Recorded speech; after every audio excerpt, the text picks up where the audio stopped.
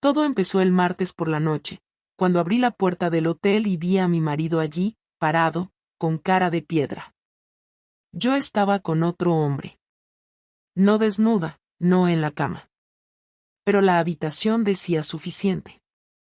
La camisa del otro sobre la silla, la mía colgada en el baño, y el aire cargado de esa tensión que todos reconocemos cuando sabemos que algo no está bien. Pablo no gritó. Ni siquiera dijo mi nombre. Solo me miró, como si yo fuera una desconocida. Y, por primera vez en años, no supe qué hacer. No me descubrió espiándome. No encontró fotos. No leyó mensajes. Me siguió. A mí. La mujer con la que ha compartido más de una década de su vida. Me siguió a Madrid porque sospechaba que ese viaje de trabajo no era tal. Y acertó. Ahora que lo pienso, lo que más me dolió no fue que me encontrara. Fue como me miró.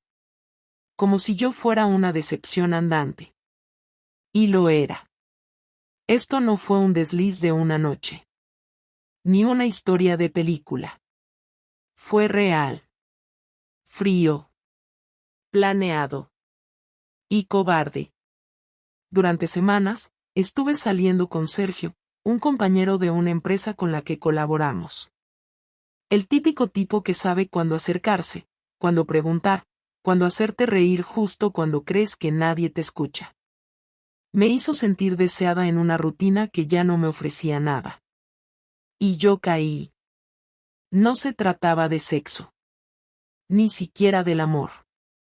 Se trataba de mí. De sentirme viva. Y eso es lo que lo vuelve más patético aún. Porque no fue por falta de cariño. Fue por ego. Por estupidez. Y ahora, aquí estoy, contando esta historia porque todo lo que tenía se empezó a caer esa noche, en una habitación de hotel, con mi marido en la puerta y otro hombre ajustándose el cinturón. No me dijo nada cuando me vio. Ni un reproche, ni una palabra, ni siquiera un insulto. Se dio la vuelta y se fue. Yo me quedé ahí plantada, con el corazón acelerado, sin saber si correr tras él o quedarme a fingir que nada pasaba. Sergio me preguntó qué iba a hacer. Le dije que me dejara sola.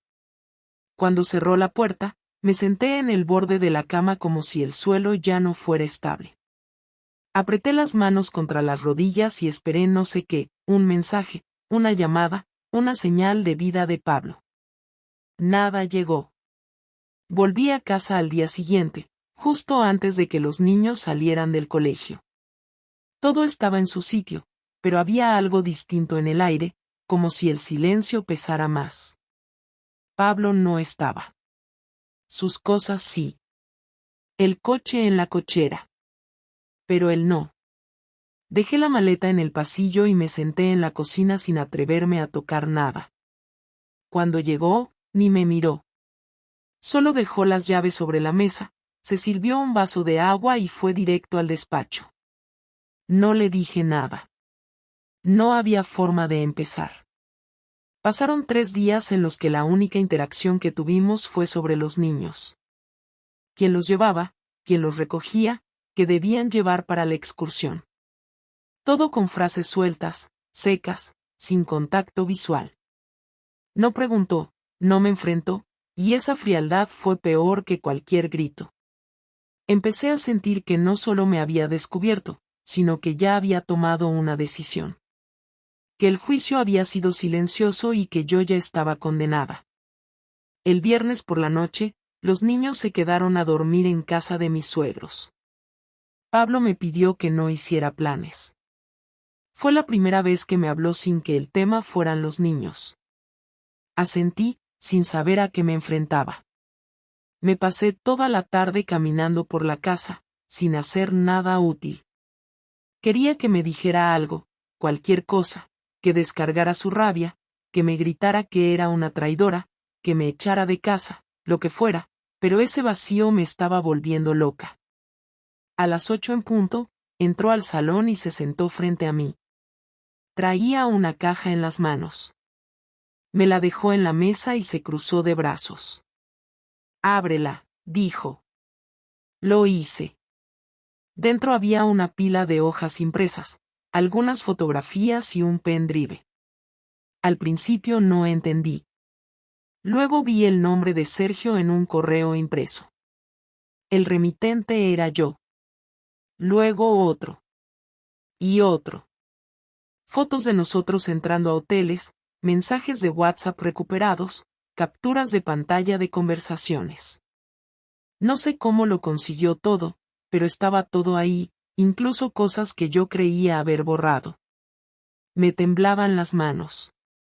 No me lo dijiste porque no pensabas hacerlo, dijo sin levantar la voz, y eso es lo que más duele. Me quedé en silencio. Ni siquiera traté de negarlo. No tenía sentido. Me vio abrir la boca y me detuvo con la mano. No necesito que me expliques por qué, ya sé que no fue un accidente, ni un error de una noche, ni una crisis pasajera. Lo planeaste, lo disfrutaste, y pensaste que jamás me daría cuenta. Pero lo supe desde hace semanas. Te seguí una sola vez. Solo para estar seguro. El resto lo averigüé sin moverme de casa. Lo miré y sentí que me había quedado sin oxígeno. Me dijo que no me había dicho nada antes porque necesitaba comprobar hasta dónde podía llegar yo sin saber que él ya lo sabía. Quería ver si tenía una pizca de culpa, si me detenía, si confesaba. No lo hice. Seguí viéndolo, mandando mensajes, mintiendo. Me observó en silencio durante semanas mientras yo construía esa doble vida sin remordimientos aparentes. Y eso lo destrozó más que el acto en sí.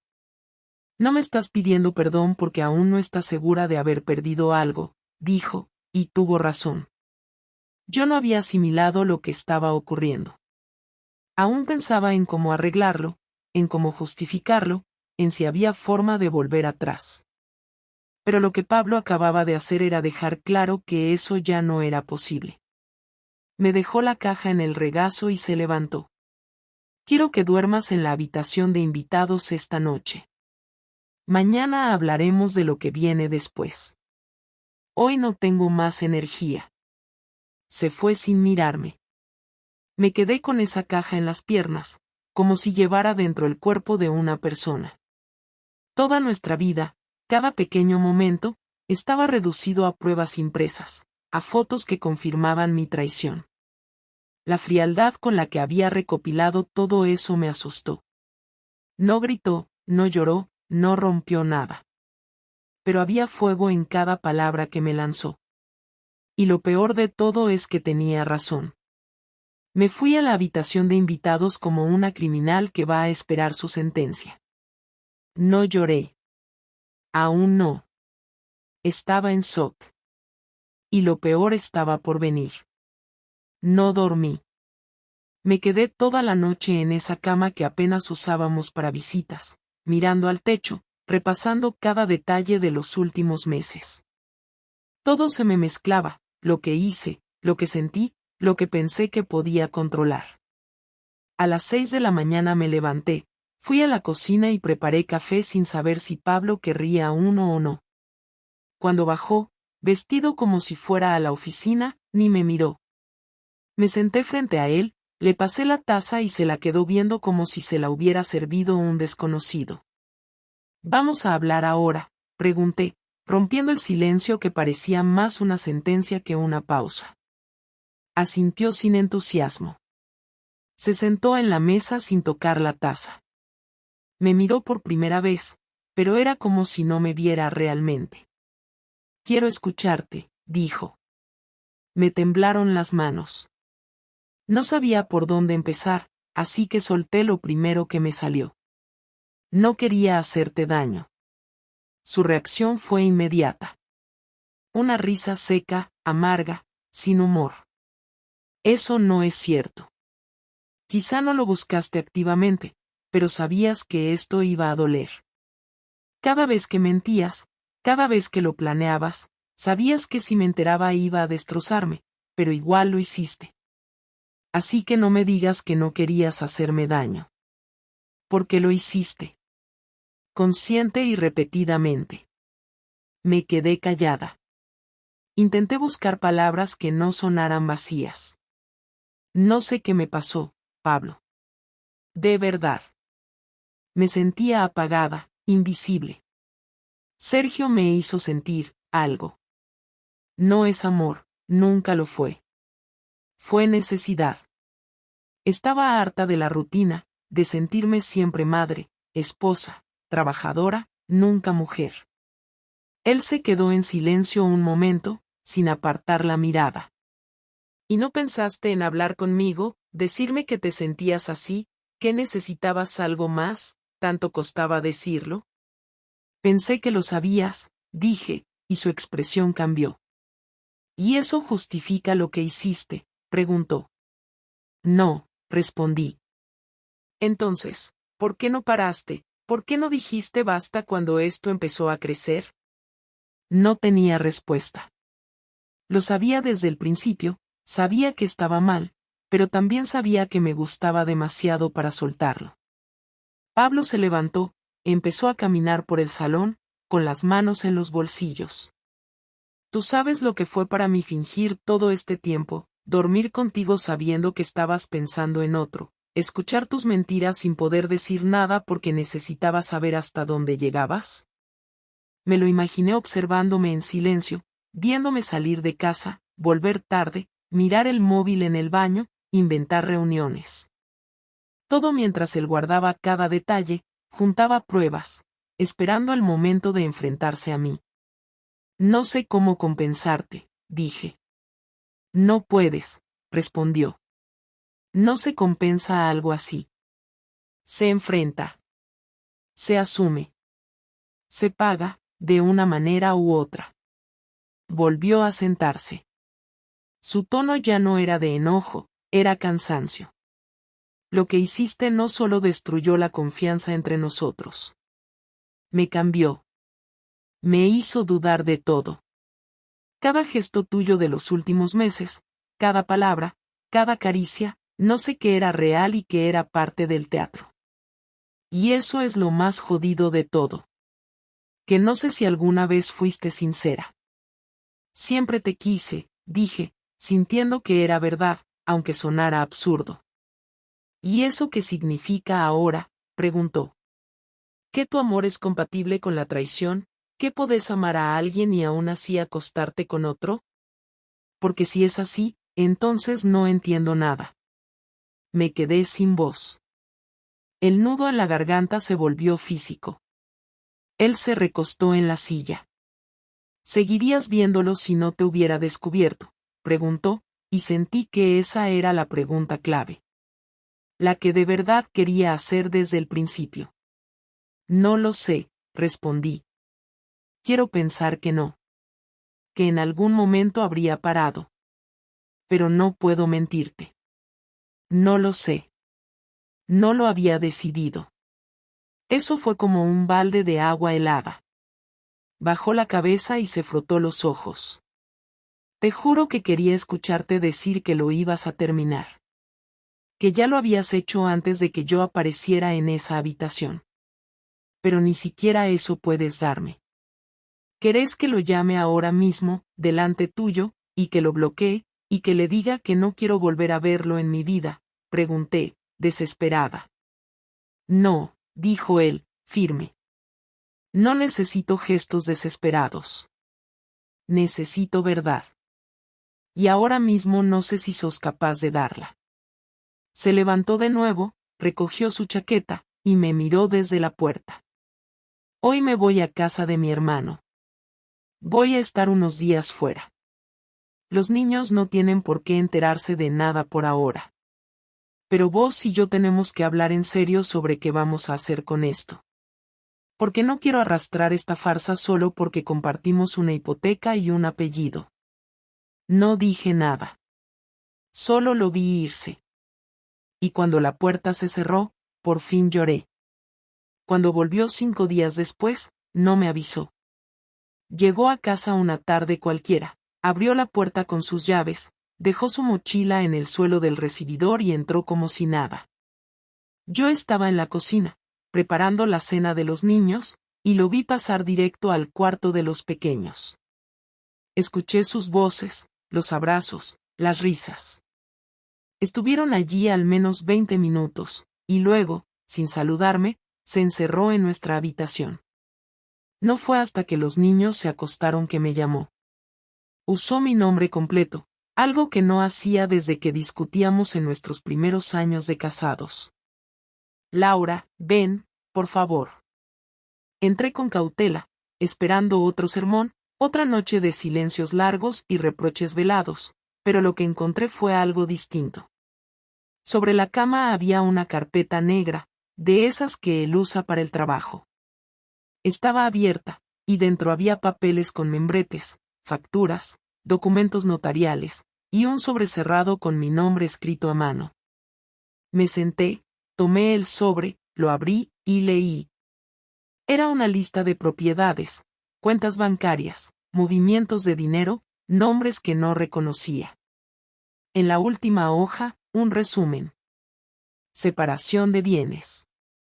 Pablo había vaciado la cuenta conjunta, había hecho movimientos legales para dejar fuera mi nombre de cualquier documento importante, y ya había entregado los papeles del divorcio a su abogado.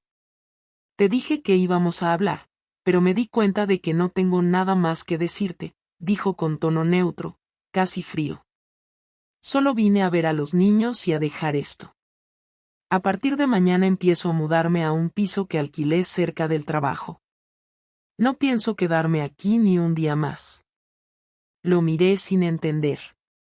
¿Ya lo tenías todo planeado? Desde antes de enfrentarte, respondió. Sabía que esto no era recuperable. Solo necesitaba tiempo para hacerlo bien. Para que no tengas acceso a mis cosas, ni a mis cuentas, ni a lo que he construido estos años. Pensé en hacerlo sin decir nada, solo desaparecer, pero te debía esto. Una explicación mínima. Y sobre todo, una advertencia, sin tantas mover un solo centavo, sin tantas meterte con mis cosas, te vas a encontrar con mis abogados, no conmigo. Le pedí que no fuera tan cruel. Le dije que no había necesidad de humillarme, que podíamos resolver esto de forma civilizada. Me respondió que ya estaba siendo civilizado, que si fuera por lo que sentía de verdad, ni me habría dado la cara. Me dijo que había hablado con sus padres, con sus hermanos, incluso con mi hermana. Que todos sabían. Me quedé helada. Le pregunté por qué, con qué objetivo, si no había necesidad de arrastrar a la familia en esto. Me miró con una expresión tan dura que no parecía él. Porque estoy harto de cubrirte. Harto de quedar como el marido que no sabe lo que pasa, mientras todos te creen la esposa perfecta. Quiero que lo sepan. Que entiendan que no fui yo quien arruinó esto. Ahí lo entendí. Su venganza no era gritarme en la calle ni tirarme las cosas por la ventana. Era algo mucho más frío. Más calculado. Me iba a dejar sola, sin recursos, sin respaldo, sin narrativa que contar. En un solo movimiento, me quitó la casa, el acceso al dinero compartido, y la credibilidad frente a nuestra gente. Me convertía en la culpable oficial de esta historia. Le supliqué que no hiciera esto, que al menos nos sentáramos a mediar las cosas, que pensara en los niños. Me dijo que lo único que le importaba eran ellos, y que por eso no pensaba discutir más conmigo. Que su único interés era arreglar un régimen de visitas, coordinar temas escolares, y que todo lo demás quedaba en manos de abogados. A partir de ahora, cualquier cosa que tengas que decirme, lo haces por escrito. Y por favor, no uses a los niños para manipularme. No hagas que les duela más de lo que ya duele. Intenté decir algo más, pero me detuvo con un gesto. Se acercó a su armario, tomó algunas camisas, metió ropa en una maleta, cargó su portátil, y se fue sin mirar atrás. Esa noche dormí sola en nuestra cama, no por primera vez, pero sí con la certeza de que no volvería a compartirla con él nunca más. Y al día siguiente, como dijo, empezó a pasar por la casa solo para ver a los niños. No me dirigía la palabra, no entraba en ninguna conversación que no fuera logística. Se volvió una especie de sombra eficiente, alguien que venía, cumplía, y se iba. Lo que más me dolió no fue su frialdad, sino su eficacia. No improvisó nada. Lo pensó todo. Me castigó sin levantar la voz, sin insultos, sin drama. Y eso me dejó desarmada. Porque yo esperaba el caos, los gritos, los portazos. No esperaba esta operación quirúrgica. No esperaba que me quitara todo lo que podía quitarme sin tocarme ni una vez. Eso fue lo que más me destruyó. Pasaron 2 semanas sin que cruzáramos una palabra que no estuviera relacionada con los niños. Si le escribía, respondía en monosílabos. Si hablábamos en la puerta de casa al momento de intercambiar mochilas, era todo práctico, medido, sin contacto visual. Pablo se había convertido en otra persona, y yo empezaba a entender que no era una actuación temporal. Había cambiado algo dentro de él, algo que ya no pensaba recuperar. Me sentía invisible, como si ya no existiera para él en ningún nivel. No había rabia, no había rencor explícito, solo un desinterés tan marcado que me dolía más que cualquier otra cosa.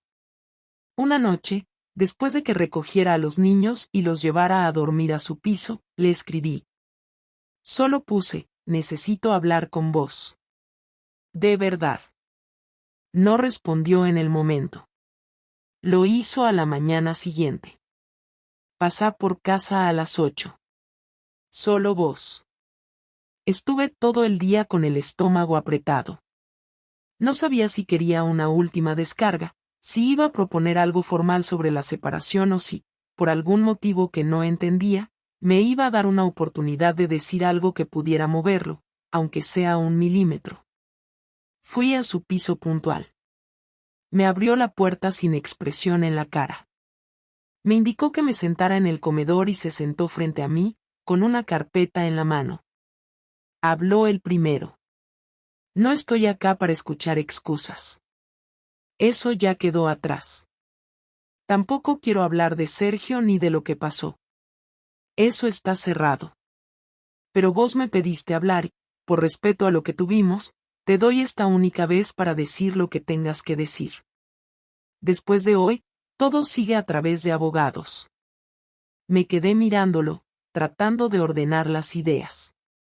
Sentía que no servía de nada decirle que me arrepentía, porque lo había escuchado todo antes y yo misma ya dudaba de cuánto valía mi arrepentimiento después de todo. Así que fui lo más directa que pude. No quiero que esto termine así. No por aferrarme a algo que ya no existe, sino porque siento que no nos dimos la chance de entender lo que nos pasó. No te estoy pidiendo que me perdones. Sé que no me lo gané. Pero no quiero que lo último que quede entre nosotros sea esto, esta versión rota de lo que fuimos. Me escuchó en silencio. No cambió el gesto. Cuando terminé, apoyó la carpeta sobre la mesa, la abrió y me pasó 2 documentos. Uno era la propuesta formal de separación. El otro, una carta escrita a mano. Esto lo escribí la semana pasada, dijo. No sabía si te lo iba a dar, pero creo que cierra mejor que cualquier otra cosa que pudiera decirte. Leí la carta ahí mismo. Me hablaba con frialdad, pero sin odio. Me decía que durante años me admiró, me cuidó, me eligió todos los días sin dudar. Que nunca fue perfecto, pero que siempre creyó en nosotros. Me contó que se sintió solo mucho tiempo, pero que pensó que era parte de la vida, que el cansancio y la rutina venían con el paquete. Que el error no fue que yo lo traicionara, sino que él no se dio cuenta de que yo ya había dejado de elegirlo mucho antes del primer mensaje con Sergio. Que entendía que las personas cambian, que el amor también cambia, pero que no podía perdonar el engaño, la mentira sistemática, la forma en que me convertí en otra sin decírselo. Que había aprendido que el amor no alcanza si no hay lealtad. Que me deseaba una vida en paz, pero lejos de la suya. Cuando terminé de leer, no dije nada. No tenía nada que rebatir. Todo lo que estaba ahí era cierto. Lo miré y le pregunté si, más allá de lo que decía en la carta, había algo que aún sintiera por mí. Su respuesta fue rápida, sin pausa. No odio lo que fuiste. No puedo odiarte porque fuiste parte de los años más importantes de mi vida. Pero no siento nada ahora.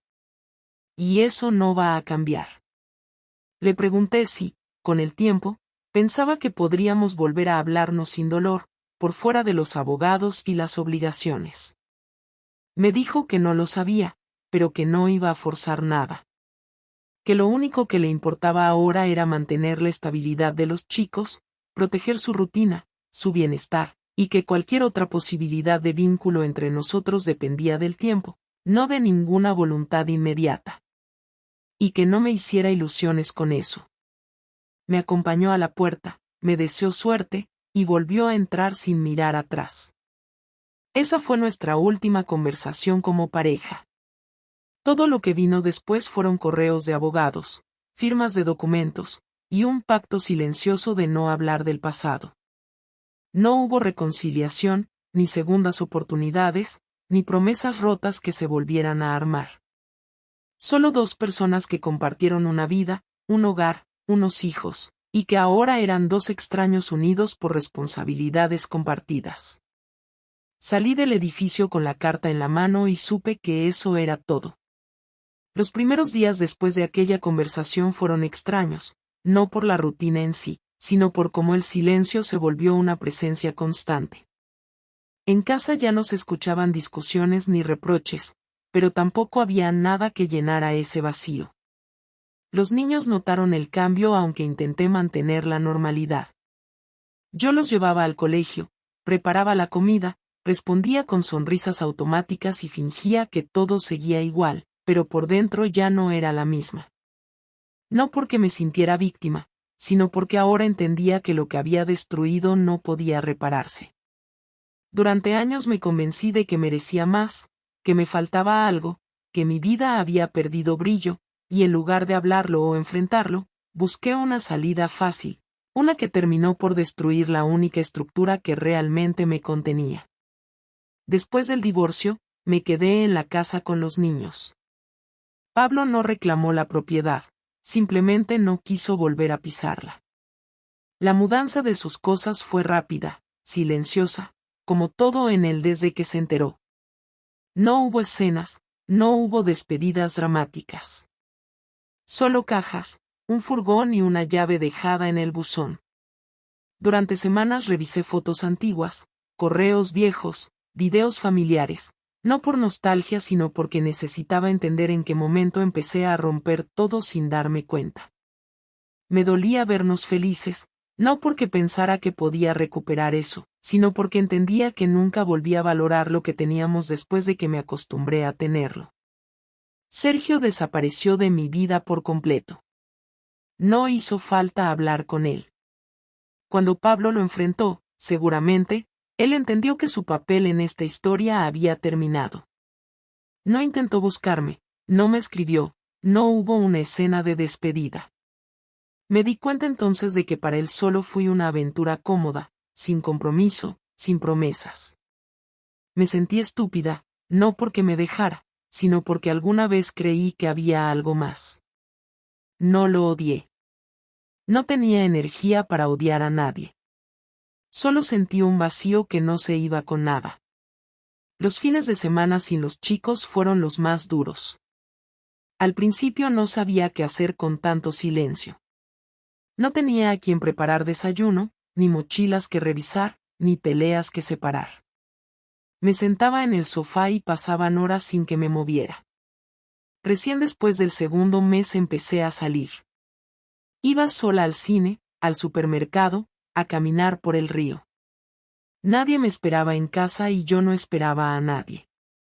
Mis amigas me decían que debía rehacer mi vida, pero no tenía claro qué significaba eso. No quería volver a sentirme deseada. No quería conocer a alguien nuevo. Quería entenderme. Quería saber en qué me había convertido. Un día, mientras doblaba ropa de los chicos, encontré una camiseta vieja de Pablo. No era un objeto especial, ni tenía valor emocional, pero me quedé observándola como si fuera un recuerdo físico de otra vida. No lloré. Solo la guardé en un cajón. No por apego, sino por respeto. Porque a pesar de todo, fue parte de mi historia. No necesitaba eliminar todo rastro de él para sentir que seguía adelante. Aprendí que no todo lo que duele tiene que borrarse. A veces, simplemente se acepta. Un martes a la tarde, recibí un correo de Pablo. Era una actualización del acuerdo escolar de los niños. Al final del mensaje, sin firma ni tono especial, escribió: «Espero que estés bien». No respondí de inmediato. Pasé horas pensando si valía la pena contestar algo más que un simple gracias. Al final solo puse: «Yo también espero que vos lo estés». Nada más. No hubo respuesta. No hacía falta. Fue el primer intercambio neutral que tuvimos en meses y, de algún modo, marcó el cierre real de todo. No volví a enamorarme. No sé si algún día lo haré. Tampoco es mi prioridad. Mi tiempo ahora se reparte entre el trabajo, los chicos, mis caminatas en silencio, y algunas tardes con café y libros que nunca terminé. A veces me encuentro con conocidos que me preguntan cómo estoy y siempre respondo lo mismo: bien, acomodándome. No necesito dar detalles, no tengo que justificarme.